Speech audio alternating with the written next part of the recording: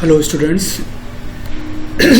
आज की क्लास में हम लोग कॉन्क्वेस्ट ऑफ मैसूर से शुरुआत करते हैं। लास्ट क्लास में हमने देखा था कि अंग्रेज़ों का जो है भारत में जो विजय अभियान था, कैसे अंग्रेज़ों ने भारत में अपनी शुरुआत की थी। सबसे पहले वो लोगों ने उनका और फ्रांसीसियों से लड़ाई हुई, जो कि कर्नाटक में 3 बार लड़े गए थे। वहाँ पे ये लोग अंग्रेजों और फ्रांसीसियों का रोल सिर्फ था कि 2 अपोजिट पार्टियों को सपोर्ट करना और उसके बदले में कुछ गेन लेना। लेकिन यहाँ पे टेरिटोरियल डिस्प्यूट थी, यहाँ कोई 2 पार्टियां नहीं थी। ये लोग डायरेक्ट ब्रिटिश डायरेक्ट जो है भारतीय राजाओं के साथ लड़ाई में, नवाबों के साथ डायरेक्ट पार्टी थे, डायरेक्ट लड़ाइयाँ इनसे लड़ी जा रही थी। वहाँ पे सपोर्ट में थे और यहाँ पे डायरेक्ट इनका था। इसीलिए जो है यहाँ पे इनकी विजय गाथा की शुरुआत कही जाती है कि कैसे अंग्रेजों ने भारत में धीरे धीरे अपना प्रभुत्व संघर्ष। अंग्रेजों ने सबसे पहले जो यूरोपीय देश थे, जिसमें डच थे, आपके पुर्तगीज थे, फ्रेंच थे, डेनमार्क वाले थे, इन सबसे पहले इनकी लड़ाइयाँ हुई, प्रतिस्पर्धा हुआ, कंपटीशन हुआ। और इनसे जब सब लोगों को उन्होंने भारत से में कमज़ोर कर दिया या उनको सिर्फ एक व्यापारिक कंपनी मात्र बना के छोड़ दिया, या उनके व्यापारिक जो यहाँ पे प्रॉपर्टी थी, एसेट थे, हिस्से थे, फैक्ट्रियाँ थी, इन्होंने खरीद ली, तो इनका जो है इंडिया के व्यापार में एक छत्र राज हो गया। फ्रांस के कमज़ोर होने के बाद इनका एक छत्र राज हो गया। अब ये इनका डायरेक्ट जो लड़ाई थी, अब इनकी डायरेक्ट लड़ाई भारत के में रहने वाले लोगों से, वहाँ के नवाबों से, वहाँ के व्यापारियों से, इनसे डायरेक्ट इनका कंपटीशन होने लगा और ये इनके डायरेक्ट प्रतिद्वंदी हो गए। इसी के कारण जो है इनकी पहली लड़ाई प्लासी में हुई, बंगाल में, बंगाल की प्लासी जगह पे इनकी लड़ाई हुई।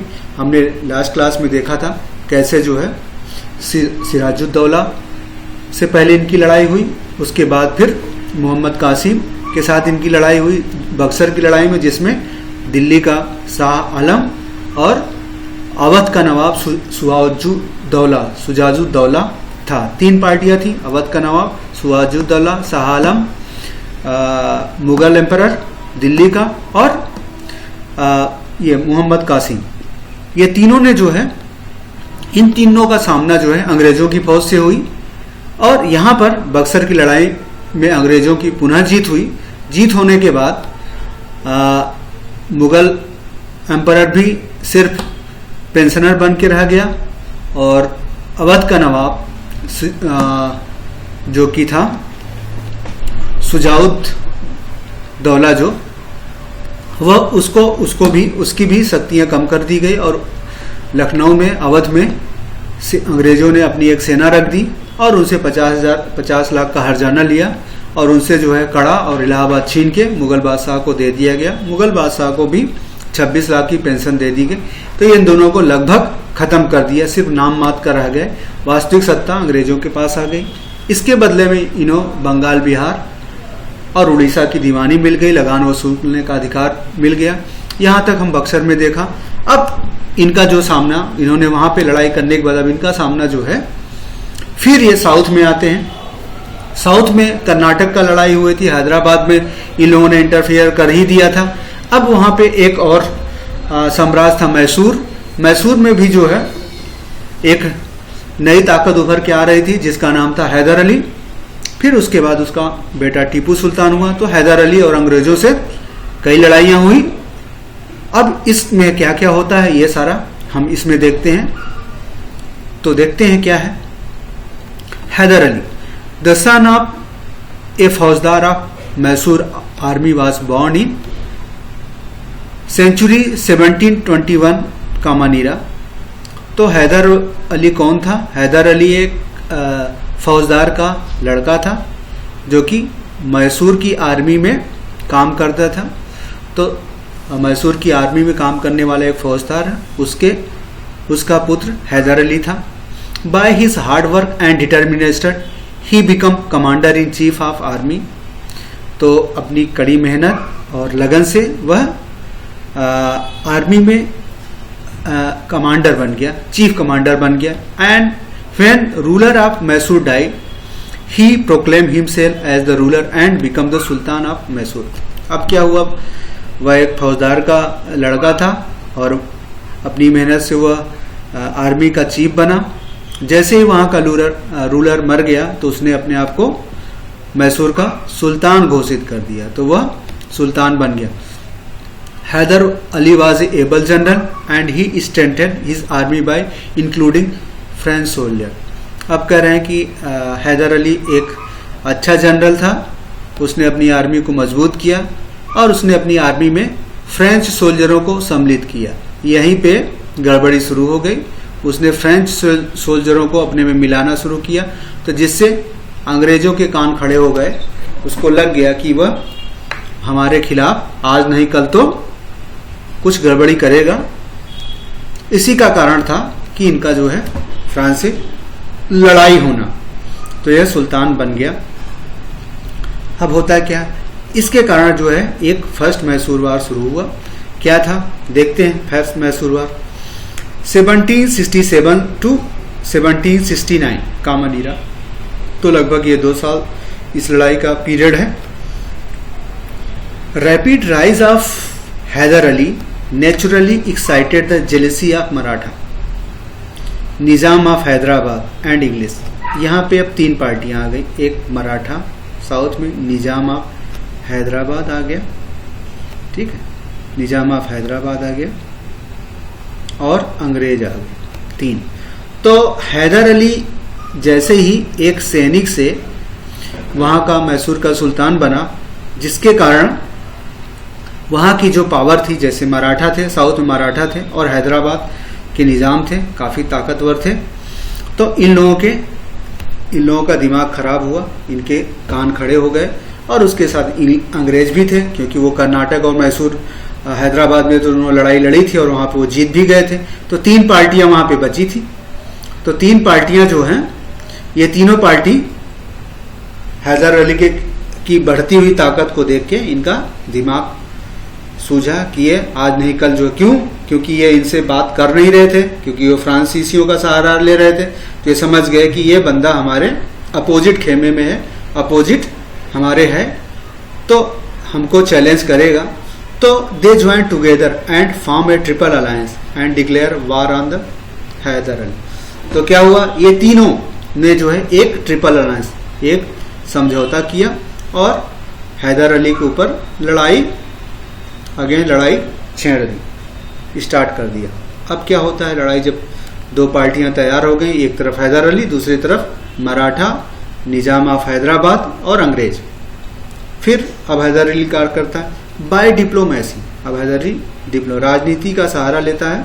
Haider Ali won over Maratha and Nizam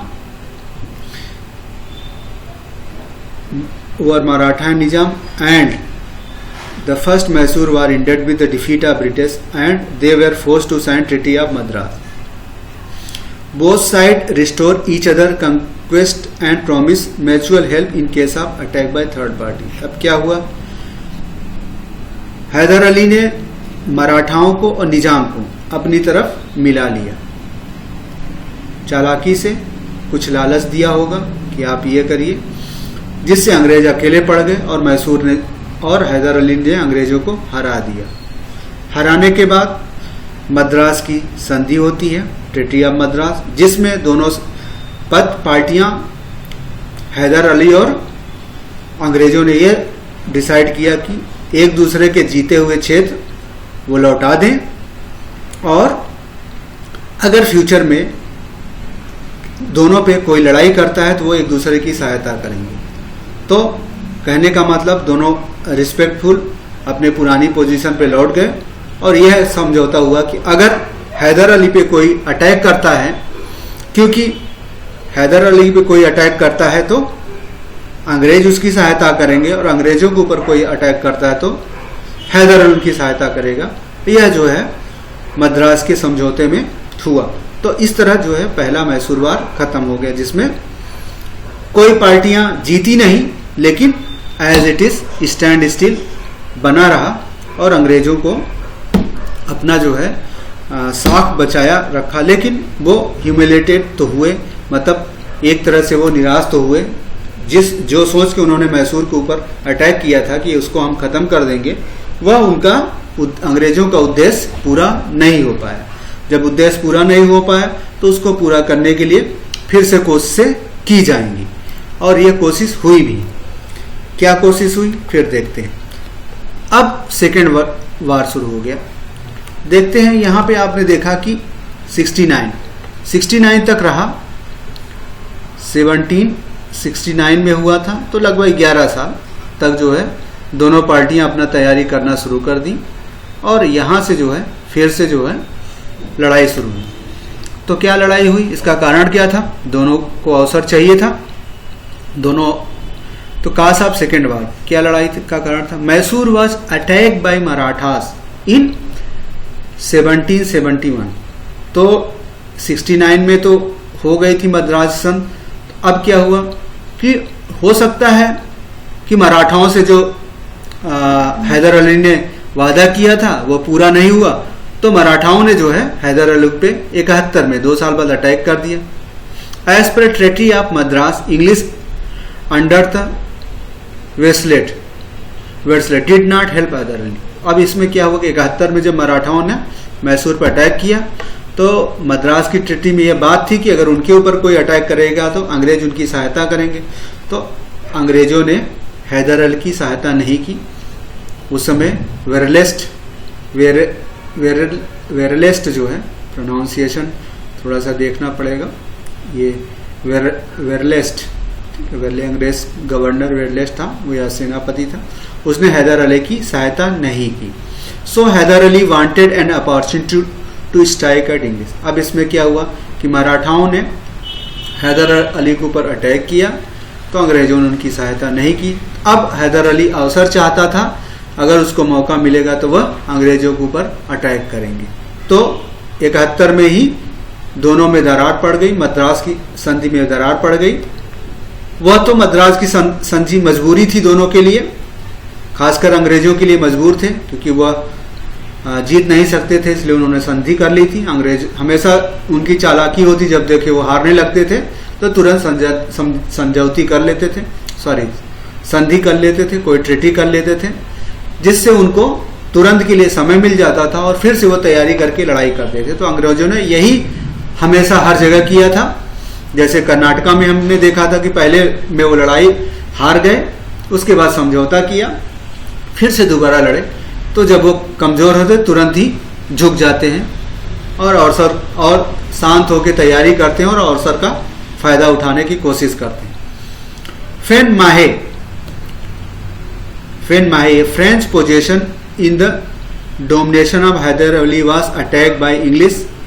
Haider Ali declare war on the English in 1784।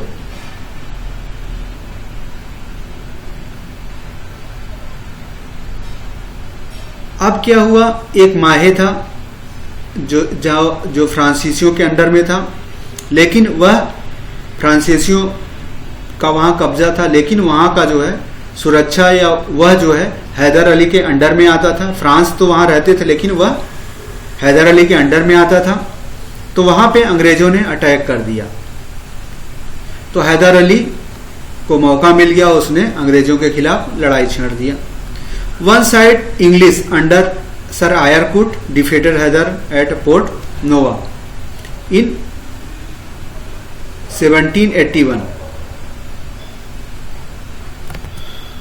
यहाँ पे ये एक करेक्शन कर लेना है कि यहाँ पे जो माहे पे हैदर अली ने 1780 में जो है लड़ाई अटैक किया, तो Haidar Ali declare war on the English in 40 में 1740 में जो है उसने लड़ाई डिक्लेयर कर दी। अब वन साइड लड़ाई में कौन थे? अंग्रेजों की तरफ सर आयरकुट थे, उन्होंने हैदर अली को पोर्ट नोवा जगह पे हराया। लड़ाई हुई तो पोर्ट नोवा पे 81 में उसने हैदर अली को हरा दिया। ठीक है, हार गए यहाँ पे Hyder Ali. Hyder Ali defeated English force in Karnataka and made them surrender but was defeated at Porto Nova.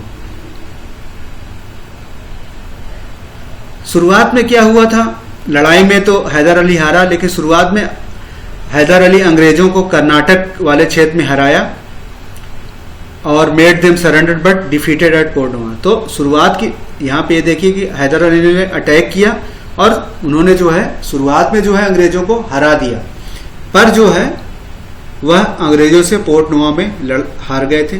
Also in the mean time Hyder died, और 1782 में हैदर अली मर गया। He son Tipu Sultan Tipu Sultan continued the war with English for more than 2 years। तो उसका लड़का जो टीपू सुल्तान लड़ाई को 2 साल तक और जारी रखा। तो उसके बाद ट्रीटी ऑफ मैंगलोर, वहां मद्रास की हुई थी तो यहाँ मैंगलोर हुई। Both side agree to exchange the capture territory and war prisoner. इसमें भी कुछ हासिल नहीं है और दोनों ने जो है एक दूसरे की जो कब्जा की हुई जमीनें लौटा दी और जो सैनिक लड़ाई में पकड़े गए थे वो दोनों को लौटाए गए। तो सेकेंड बैटल में भी क्या हुआ कि अंग्रेज और इनकी लड़ाई हुई। कुछ जगह कर्नाटक के क्षेत्र में जो है हैदर अली ने इनको हराया और पोर्ट नोवा में वह खुद भी हार गया।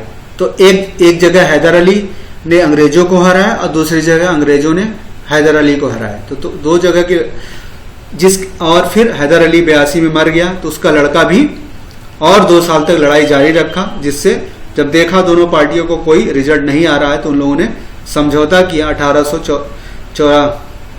1784 में। उस ट्रीटी का नाम मैंगलोर की संधि रखी गई और इस संधि में भी वही हुआ जो पिछले टाइम में हुआ था। फर्स्ट में भी एक दूसरे की टेरिटरी लौटा दी गई, इसमें भी यही हुआ, तो कोई रिजल्ट नहीं निकला है।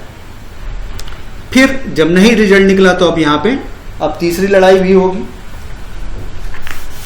अब तीसरी लड़ाई क्या होती ये देखना है।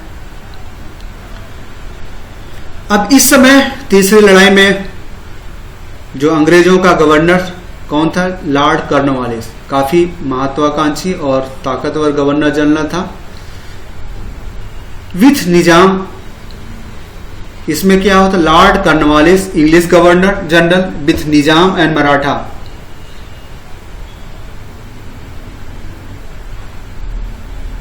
अब इसमें क्या हुआ कि इसमें अंग्रेजों का जो गवर्नर जनरल था कॉर्नवालिस, उसने निजाम को भी अपनी तरफ मिला लिया और मराठाओं को अपनी तरफ मिला लिया। जो पहली लड़ाई में हुआ था, पहली लड़ाई में ये तीनों एक साथ थे, लेकिन हैदर अली ने जो इनको अलग कर दिया था, तो यहाँ पे वो फिर से आपस में मिल गए। जब तीनों मिल गए तो उन्होंने टीपू सुल्तान इतना डिप्लोमेट नहीं रह गया, उसके संबंध मराठाओं से खराब हो गए और निजाम से भी उसके खराब हो गए थे, जिसके कारण जो है अब अंग्रेजों ने उन दोनों को फिर से अपनी तरफ मिला के अब टीपू सुल्तान पे अटैक किया और बेंगलोर को कब्जा कर लिया और टीपू सुल्तान हारा गया। तो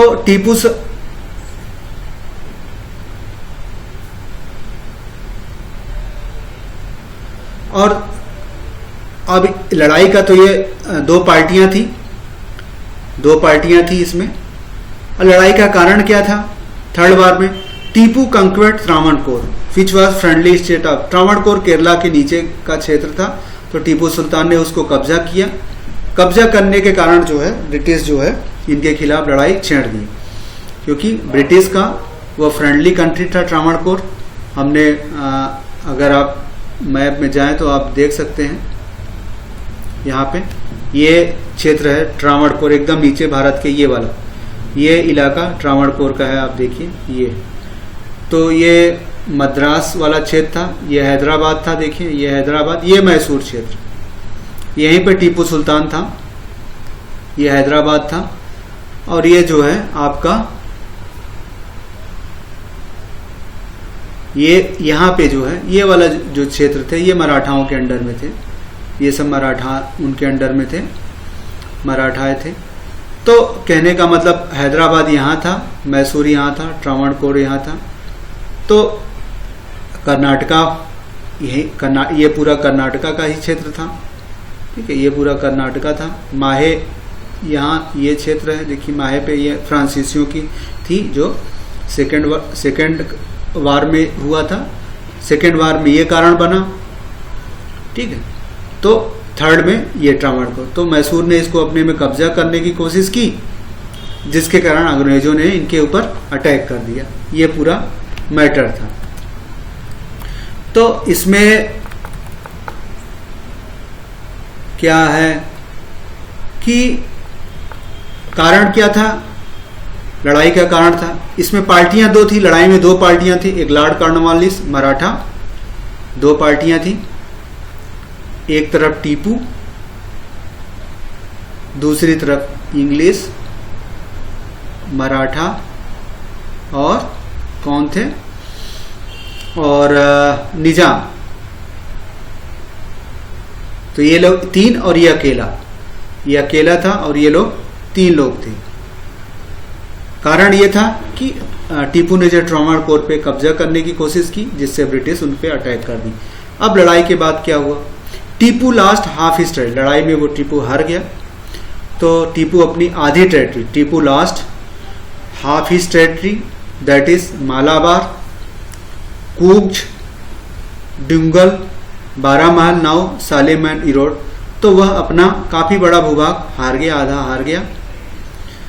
टीपू वॉज कंपेल्ड टू पे huge war indemnity of 3 crore रुपए, और आधा क्षेत्र उसका इन लोगों ने कब्जा करके आपस में बांट लिया और उससे लड़ाई, इंडेमिटी मतलब लड़ाई की क्षतिपूर्ति जो है 3 करोड़ मांगी, and had to surrender 2 of his son as hostage to English until he paid the indemnity. क्या हुआ, उसका आधा क्षेत्र ले लिया, उससे 3 करोड़ रुपए मांगा गया कि आप जो है लड़ाई में जो 3 करोड़ रुपए करिए। इसके बदले में उसने अपने उनके दो लड़कों को उन लोगों ने बंदी बना लिया कि 2 लड़के हमारे अंडर में रहेंगे जब तक आप पैसे की पूर्ति नहीं कर देते। तो वह श्रीरंगम पट्टनम की संधि हुई, श्रीरंगपट्टनम, पहले मद्रास, दूसरी ट्रिटी आपकी जो है मैंगलोर, अब तीसरी श्रीरंगपट्टनम। तो इसमें मैसूर काफी लॉस हो गया, काफी कमजोर हो गया, लेकिन अभी खत्म नहीं हुआ, ठीक है। नहीं खत्म हुआ तो एक लड़ाई और लड़ी जाएगी, जिसको 4th मैसूर वार कहते हैं। इसमें मैसूर का पूरी तरह से पतन हो जाएगा और अंग्रेज और ये मराठा और हैदराबाद जो है सब बांट लेंगे। तो अब उसमें कॉर्नवालिस था, अब यहाँ पे वेजली आ गया। ये भी काफी अच्छा अंग्रेजों का गवर्नर जनरल था। तो English under Wellesley, general Stuart and general Harris, यहाँ पे 3 जनरल वेजली, स्टुअर्ट और general Harris defeated Tipu Sultan and besiege. यहाँ पे इन लोगों ने विसीज श्रीरंगपट्टनम, श्रीरंगपट्टनम की संधि हुई थी। तो इस लड़ाई में परिणाम यही हुआ कि इन लोगों ने श्रीरंगपट्टनम को भी कब्जा कर लिया। And Tipu Sultan French and forces from Kabul, Arabian, Constantinople. तो इसमें जो है टीपू सुल्तान ने अपने पक्ष में फ्रांस को मिलाया और काबुल से भी उसने सहायता मांगी, अरबों से सहायता मांगी, और कॉन्स्टेंटिनोपोल जो है तुर्की वाला क्षेत्र है, वहां से भी इसने सहायता मांगी। तो इंडिया में के बाहर इन्होंने अपनी सहायता इकट्ठा की। ये 2 पार्टियां थी, यहां पर भी 2 पार्टियां, एक यहाँ पे अंग्रेज पहली पार्टी थी, दूसरी टीपू सुल्तान थे। बाकी अब इस बार अंग्रेजों ने दूसरों की सहायता नहीं ली क्योंकि वो काफी शक्तिशाली हो गए थे। तो चौथा लड़ाई का कारण, Tipu refuse to accept subsidiary alliance of lord Wellesley. Lord Wellesley के बारे में बाद में पढ़ेंगे, उसने सब्सिडरी अलायंस कहा उसने एक तो हरा दिया था, और लॉर्ड वेजली जो है एक काफी महत्वाकांक्षी था। वह सब्सिडरी अलायंस मतलब एक समझौता का एक तकनीक थी, उसकी उसने इजाद किया था सब्सिडरी अलायंस की। आप जो है हमसे समझौता कर लीजिए, उसका ये शर्त होती थी कि आप हमसे समझौता कर लीजिए। समझौते में क्या होता था कि आप किसी भी राजा के, सब्सिडरी अलायंस में क्या था कि आप हमारे साथ मिल जाइए और उसके बदले में हम आपकी रक्षा करेंगे। रक्षा करने के लिए हमारी फौज जो है आपके राज्य में रहेगी और उसके बदले में आप हमको पैसा देंगे। तो यह शर्त उसने जो है टीपू सुल्तान के सामने रखी। टीपू सुल्तान ने मानने से मना कर दिया, जब नहीं माना तो उसने अटैक कर दिया। ये चीजें उसने कई लोगों के साथ की थी। लड़ाई में क्या हुआ?